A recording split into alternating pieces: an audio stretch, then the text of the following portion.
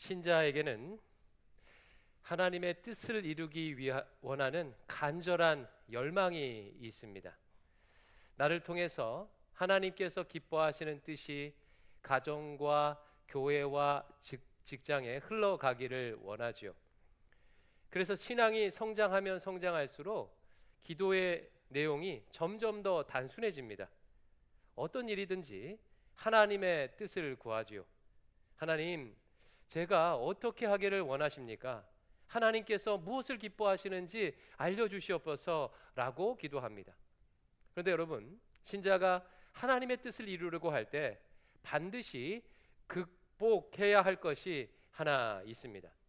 오늘 본문에 이것이 잘 나와 있는데요, 오늘은 본문을 통해서 하나님의 일을 하는 신자가 극복해야 할 것이 무엇인지를 살펴보도록 하겠습니다. 바벨론에 포로로 사로잡혀간 유대인들은 고레스 왕이 등극하자 놀라운 소식을 듣습니다. 고레스 왕은 식민지 백성들이 자기 고향으로 돌아가서 자신들의 성전을 짓도록 칙령을 반포합니다. 유대인들은 이 소식을 듣고 크게 감동해요. 하나님께서 고레스의 마음을 감동시키셨구나. 예레미야 선지자를 통해 주신 예언을 이렇게 성취하시는구나. 그러면서 리더들을 중심으로 고향 예루살렘으로 돌아가 무너진 성전을 재건하겠다고 자원하는 사람들이 생겨났습니다. 이들의 헌신은 정말 대단했어요. 그동안 바벨론에서 쌓아놓았던 대부분의 것들을 포기하고 재산을 포기하고 고작해야 수레와 나귀에 실을 수 있는 정도의 짐만을 챙긴 채 예루살렘으로 돌아갑니다. 돌아가는 여정 또한 쉽지가 않았어요. 약 1500여 킬로미터의 거리를 4-5개월 정도 이동해야 했습니다. 그 사이에 도적과 강도, 야생동물의 위협이 있었고 사막과 광야를 통과해야 했습니다. 긴 여정으로 인해 몸이 쇠약해진 몇몇은 목숨을 잃기도 했습니다. 고생 끝에 돌아간 예루살렘에는 반기는 사람이 없었어요. 아무것도 없는 황량한 곳에서 모든 것을 처음부터 다시 시작해야 했습니다. 여러분, 이들은 왜 이와 같은 희생을 치르는 것일까요? 이유는 단 한 가지예요. 성전 재건이라는 하나님의 뜻을 이루기 위해서입니다. 이렇게 예루살렘으로 돌아온 유대인들은 돌아온 지 약 2년여 만에 성전을 건축하기 위한 기초석을 놓았어요. 그러나 공사를 시작하자마자 방해에 직면합니다. 우리 4장 1절과 2절을 같이 한번 읽어볼까요? 시작. 사로잡혔던 자들의 자손이 이스라엘의 하나님 여호와의 성전을 건축한다 함을 유다와 베냐민의 대적이 듣고 스룹바벨과 족장들에게 나와 이르되 우리도 너희와 함께 건축하게 하라. 우리도 너희같이 너희 하나님을 찾노라.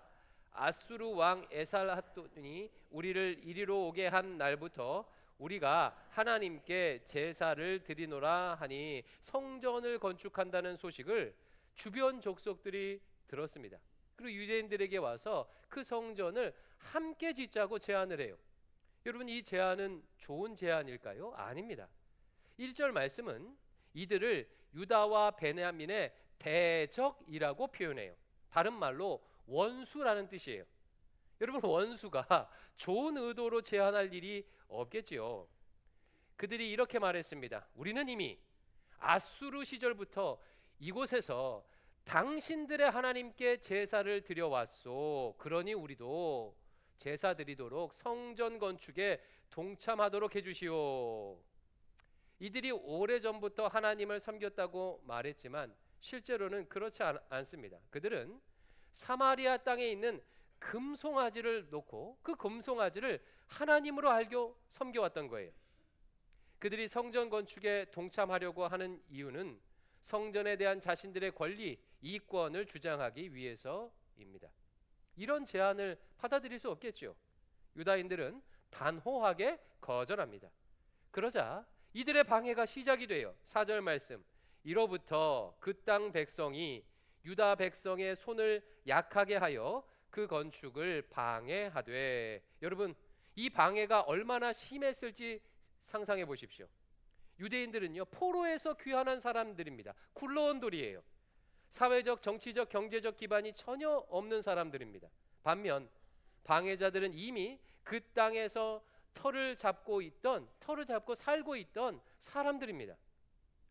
제가 이런 뉴스 기사를 본 적이 있는데요. 어떤 분이 시골에 살려고 귀농을 했는데 이 마을 사람들의 텃세 때문에 한 2년을 버티다가 결국 포기하고 다시 서울로 돌아왔다는 내용이었어요. 요즘 시대 귀농도 이 정도인데 여러 족속들이 작정하고 방해하면 그 어려움은 이루 말할 수 없었을 것입니다. 그런데 이들의 방해에 주목해야 할 게 하나 있어요. 6절 말씀 같이 한번 읽어볼게요. 6절입니다. 시작. 또 아하수에로가 즉위할 때에 그들이 글을 올려 유다와 예루살렘 주민을 고발하니라. 건축을 방해하기 위해 이들이 어떤 일을 했습니까? 페르시아의 황제 아하수에로에게 고발하는 일을 했어요.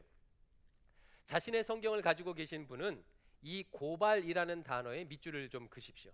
이 단어는 시트나라는 단어인데요, 성경 전체에서 여기에 딱 한 번만 쓰인 단어예요. 시트나는 어떤 의미를 가지고 있냐면 사탄에서 유래한 말입니다. 사탄에서. 즉 이들의 방해가 단지 인간의 방해가 아니라 그 이면에 사탄이 역사하고 있음을 보여주는 것입니다. 앞선 1절에 나온 대적이라는 단어 역시 원수라는 뜻으로 사탄을 암시하는 거예요. 사탄 마귀가 지금 주변 족속들을 통해서 성전 재건을 방해하고 있는 것을 나타내 주는 거예요. 사랑하는 성도 여러분, 바로 이것이 신자가 하나님의 일을 할 때 극복해야 할 요소인 것입니다. 하나님의 일에는 반드시 사탄의 방해가 있습니다.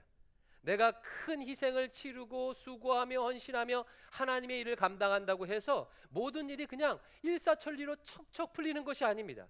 그 일이 하나님의 일, 하나님의 뜻이 분명하다면 사탄 역시 가만히 있지 않고 방해합니다. 여러분, 그래서 아주 오래된 유명한 이런 예화가 있지 않습니까? 한 신자가 주님께 기도를 했어요. 주님, 어떤 교회가 진정으로 주의 일을 하는 살아있는 교회입니까? 그러자 주님께서 환상 가운데 그에게 두 종류의 교회를 보여주셨습니다. 첫 번째 교회는요, 겉모습이 아주 평안해 보이는 그런 교회였습니다. 반면 두 번째 교회는요, 교회 주변에 사탄 마귀가, 그 사탄이 보낸 귀신들이요 드글드글 하는 거예요. 분주하게 일하면서 움직이는 교회입니다. 주님께서 신자에게 묻습니다. 이 두 교회 중 어떤 교회가 나의 일을 하는 살아있는 교회인 것 같으냐? 예, 주님, 당연히 사탄 마귀가 없는 평안한 교회겠지요. 아니란다. 저 평안해 보이는 교회는 내 일을 하고 있지 않고 있기에 사탄도 그냥 내버려 두는 것이란다. 사탄이 바쁘게 움직이고 있는 교회가 살아있는 교회다. 그 교회가 나의 일을 감당하고 있기에 사탄도 방해하려고 안간 힘을 쓰고 있는 것이란다. 여러분, 정말 그렇습니다. 신자가 하나님의 일을 하면 사탄도 가만히 있지 않아요. 방해하기 위해 부단히 일합니다. 그러므로 하나님의 뜻을 이루려고 애쓰고 있는데 여러 가지 방해와 어려움을 만난다면 오히려 기뻐해야 합니다. 왜 그렇습니까? 사탄이 방해한다는 뜻이기 때문이에요. 내가 지금 하나님의 일을 하는 것이 확실하다는 뜻이기 때문에 그렇습니다. 그래서 저는요, 이 사역에 또 연륜이 쌓이다 보니까요, 기도하면서 어떤 일을 하나님의 뜻이라고 믿고 하다가 이해할 수 없는 방해를 만나게 되면요, 신납니다. 신나게 돼요. 왜 그렇겠습니까? 아, 사탄 마귀가 방해하고 있구나, 이 일이 정말 하나님의 일이 맞구나 라고 더 확신하게 때문입니다. 오늘 본문에는요, 사탄이 신자를 공격하는 대표적인 두 가지 방법도 나오는데 이것도 좀 주목해 볼만해요. 여러분, 첫 번째 사탄의 공격 방법은 고립이라는 방법이에요. 대적자들은 유다인들을 고립시키는 방식으로 공격했습니다. 8절부터 10절을 같이 한번 보겠습니다. 8절을 제가 한번 읽어볼게요. 방백 르움과 서긴관 심세가 아닥사스다 왕에게 올려 예루살렘 백성을 고발한 그래. 왕에게 고발하는 상소문을 올렸다는 거예요. 근데 9절부터 10절에요. 참여자 명단이, 그 상소문에 참여자 명단이 나와 있습니다. 어떤 사람들이 참여했는지 제가 빠르게 한번 읽어볼게요. 방백 르움과 서기관 심세와 그의 동료 디나 사람과 아바사 사람과 디블레 사람과 아바세 사람과 아렉 사람과 바벨론 사람과 수산 사람과 더해 사람과 엘람 사람과 그 밖의 백성 곧 존귀한 오스나빨이 사마리아 성과 유브라데 강 건너편 다른 땅에 옮겨둔 자들과 함께 고발한다 하였더라. 여러분, 성전 건축을 방해하는 일이에요. 예루살렘 주변에 있는 거의 모든 족속이 다 참여했어요. 사탄 마귀는요, 유대인들만 쏙 빼놓고 모두가 성전 건축을 방해하도록, 반대하도록 만들었습니다. 5절 말씀도 한번 보십시오. 5절 같이 한번 읽어볼게요. 시작. 바사왕 고레스의 시대로부터 바사왕 다리오가 즉위할 때까지 관리들에게 뇌물을 주어 그 계획을 막았으며, 관리들마저도 뇌물을 주어 매수를 한 거예요. 사탄은 유대인들을 철저히 고립시키는 방식으로 공격했어요. 사탄이 신자를 고립시켜 혼자 있게 만들어 넘어뜨리는 방식은요, 아주 대표적인 방식이에요. 이런 방식으로 정말 자주 공격합니다. 예를 들어 이런 것이겠죠. 사명자가 주님의 뜻을 이루기 위해서 여러 가지 모양으로 섬기며 봉사합니다. 그런데 어떤 계기적 사건을 통해서 나 혼자인 것 같은 마음이 들도록 만드는 것이지요. 사람들이 나를 무시해, 내 수고를 인정해 주지 않아, 나만 힘들게 일하고 있어, 나는 혼자야 라는 마음이 들도록 하는 방식으로 공격합니다. 여기에 무너지게 되면 더 이상 그 사명을 감당하기 어렵겠지요. 혹은 물리적으로 공동체에서 멀어지게 만드는 방법을 쓰기도 해요. 그렇게 고립시키기도 합니다. 많은 일들로 인해서 이리저리 바쁘게 만들어서 믿음의 사람들과 점점 더 멀어지게 하거나 예배와 점점 더 멀어지게 만들어 혼자 고립시키는 방식이죠. 두 번째 자주 쓰는 공격 방식, 오늘 본문에 나온 것은요, 정죄입니다. 정죄. 조금 전에 방해자들이 유대인들을 황제에게 고발했다고 했죠. 고발이라는 단어 시트나는요, 정죄라는 의미가 포함되어 있는 단어예요. 그들은 왕에게 상소문을 써서 유대인들을 정죄했습니다. 왕이시여. 유대인들은 예전부터 왕에게 반기를 자주 들었습니다. 이들이 성읍을 건축하게 되면 분명히 반역을 일으킬 것입니다. 이렇게 정죄합니다. 사탄 마귀의 전공은요, 정죄입니다. 여러분, 욥기를 보면 사탄은 욥과 같이 흠없는 사람도 하나님께 고발하며 정죄했어요. 사탄이란 이름의 뜻 자체가 고발하는 자, 정죄하는 자라는 뜻인 거예요.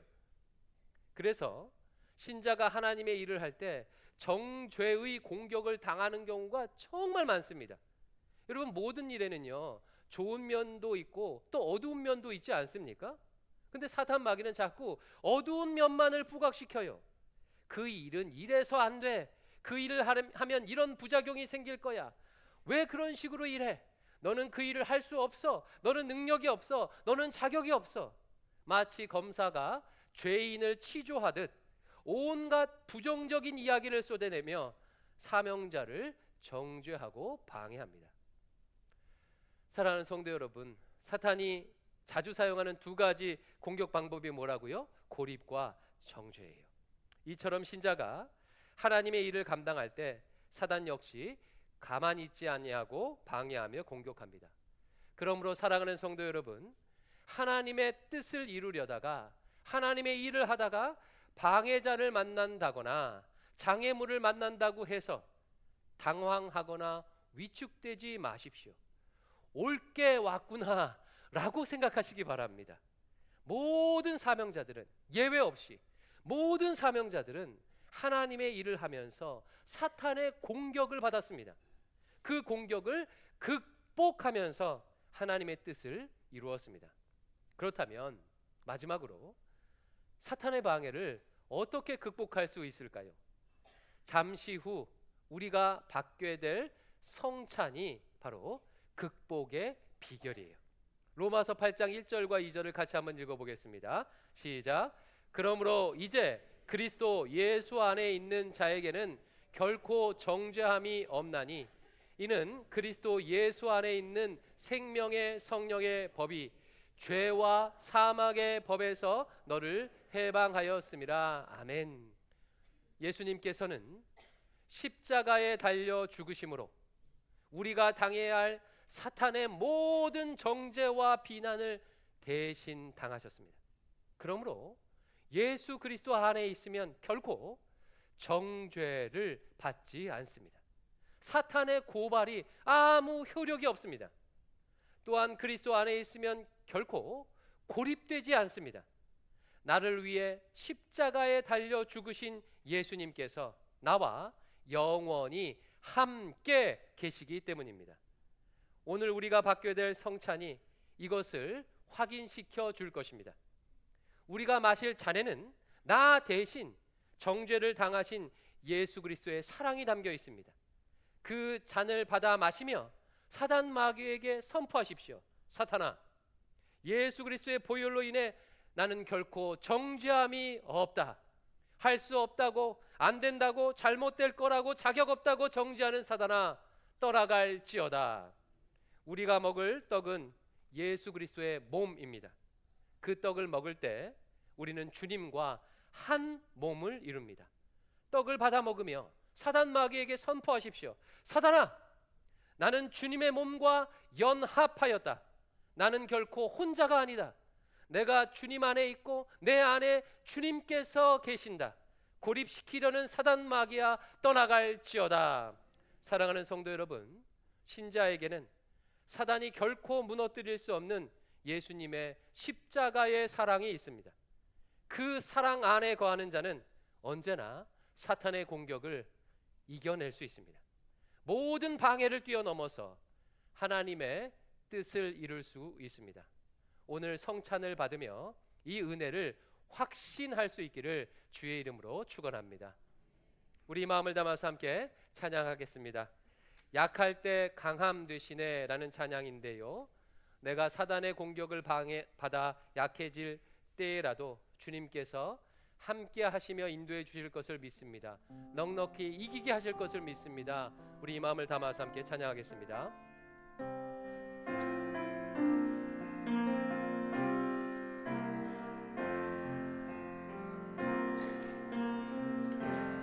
약할 때 강함 되시네 나의 보배가 되신 주 나의 모든 것주 안에 있는 보물을 나는 포기할 수 없네. 주 나의 모든 예수 어린 양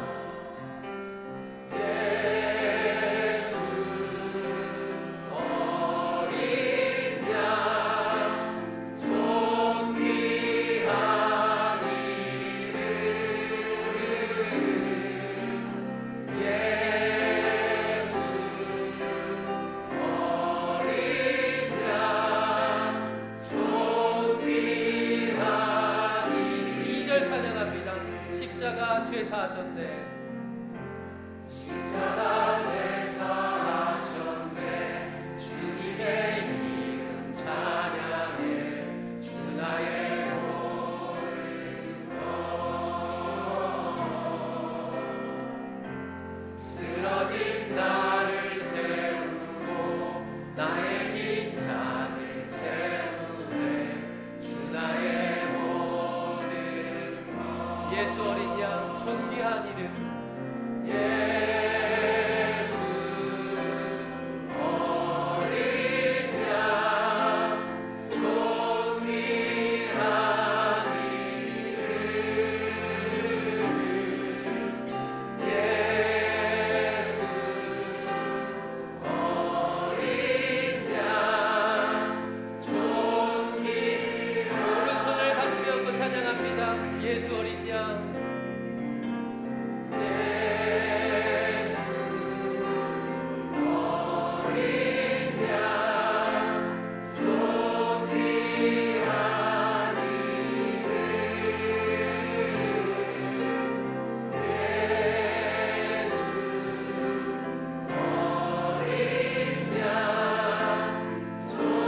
마지막으로 주 이름을 부르며 예수 어린 양 존귀한 이름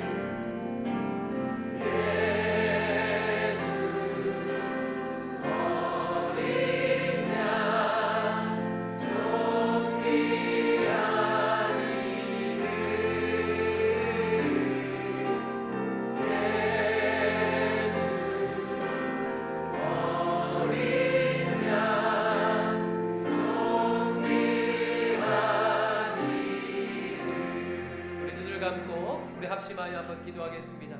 두 가지 기도 제목을 가지고 기도할게요. 첫 번째는요, 잠시 후 주님의 살과 피를 받게 될 것입니다. 살과 피를 받기에 합당한 마음이 되도록 합당하도록 기도하겠습니다. 혹시 내 안에 여전히 버리지 못한, 여전히 끊지 못한 죄가 있다면 회개하며 기도하십시오.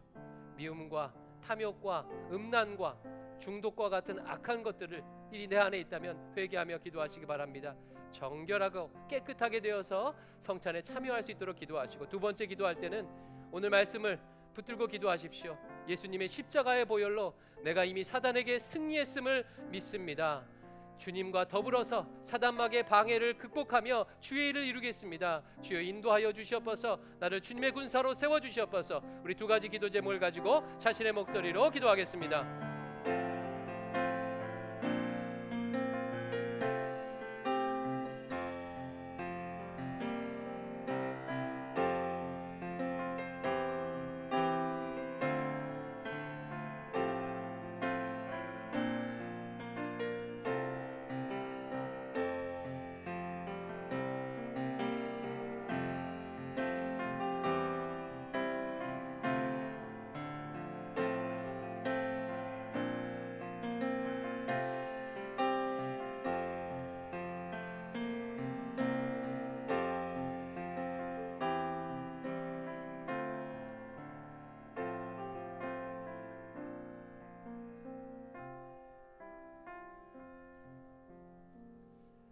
이 모든 말씀 예수님 이름으로 기도하옵나이다. 아멘.